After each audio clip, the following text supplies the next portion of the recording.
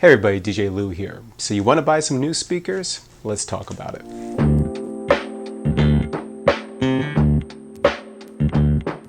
So I have to say, this is one of my pet peeves. I'll be browsing a Facebook group, somebody will post up, hey, I'm looking for some new speakers, and right away, it's the litany of the QSCs, the EVs, the Yamahas, the JBLs, whatever your soup de jour speaker is.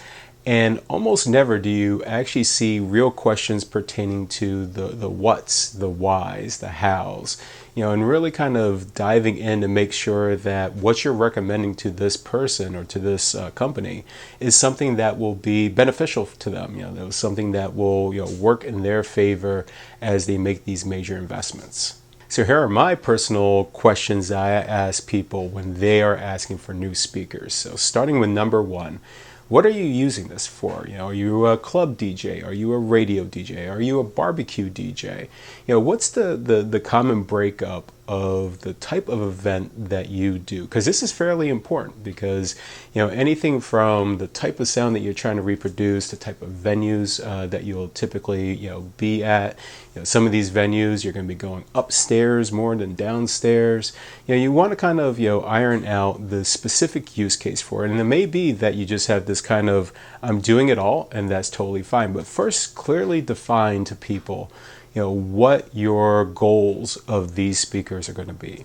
The second most typical question that I will ask is, how large is your typical audience that you're going to be DJing to? So for me personally, I average, I want to say, is around the 150 mark. I'll occasionally peak around 200, sometimes a little bit more. But I also get my share of 40, 50, 60, sub 100 type events. And for me, my majority of events are weddings. So when I bought my speakers, I had that particular, focus in mind, because when you start measuring out how large these audiences are, this is when things like, what's your total SPL? What's your total wattage? What's your speaker placement? Are you running with subs? All these things are going to start kind of coming into play depending on the audience that you're hitting. So the third most common question I'll ask is, what type of vehicle are you transporting this in? And kind of rolls in my fourth question, do you have any need for something compact? So, again, if you're doing something like, say, a wedding, could a compact solution like some of the column arrays that are out there, would that be more beneficial? Again, given the size of your audience, all these questions come into play. Are you uncompromising? You want big booming sound. You want to be able to hit those really large crowds. There could be no issue with being able to transport those and having the time to set things up. Well, there could be a much larger speaker setup for you in your future. But these are the kind of things that you should be thinking about. And when you start posing these questions out to the larger groups, this is the kind of information that's really needed to make sure that somebody's really refining what your requirements are and giving you the best options that they think sees fit. I'll also sometimes ask, what type of music are you typically playing? There's a big difference between, let's say you're doing weddings and you're doing a real mix of, say, everything from the 40s and 50s all the way up to, big hip hop and, reggae sets or anything like that. That may dictate the type of sound that you want. When I'm doing a much more heavy and R&B set, I may add a sub into my equation, where if I'm doing a much more kind of just true mix 50s, 60s, 70s, 80s, I actually would rather have the much more refined and a little bit more neutral sound, a little bit less bass, but a little bit more punchiness out of it that I would get from, say, my compacts. So again, knowing the genres and styles that you're performing to is a fairly important component to all this when you're ultimately searching for your speaker solution. One of the last questions I'll typically ask is, what is your budget? Because, budget does dictate some things, and that could dictate what your final solution looks like.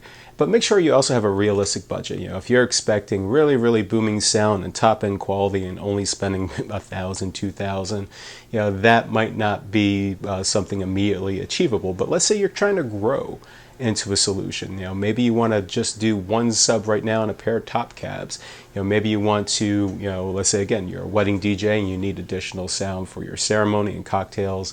That, of course, means more and more speakers, and that might dictate that you might have to, compromise a little bit more and bring in those aspects more quickly than, say, having just a simple one sub and two top cabs. All these things kind of go into play with what your ultimate goal looks like. Are you looking at this as a single one buy-in solution for the next 6 months? Or are you looking at a 2, 3, 4 year investment with adding pieces along the way? And lastly, and this is, I want to say, more ancillary than anything, brands. It's, EV is great, QSC is great, JBL is great, Yamaha is great. And actually, I think Yamaha is one of the most underrated speakers out there. But sound is in the ear of the beholder, and it's always best if you can actually sit back and listen to some of these solutions, so you can really get a feel for what this will ultimately sound like. Now, of course, remember, room dynamics, all that will change things, but at least gives you a good baseline. But in the end, as long as you're buying a good quality brand, a good known brand, a brand with good warranty, it almost becomes an issue of favoritism, if anything, of a particular brand that you like. I personally like EV. I think EV's been an outstanding brand.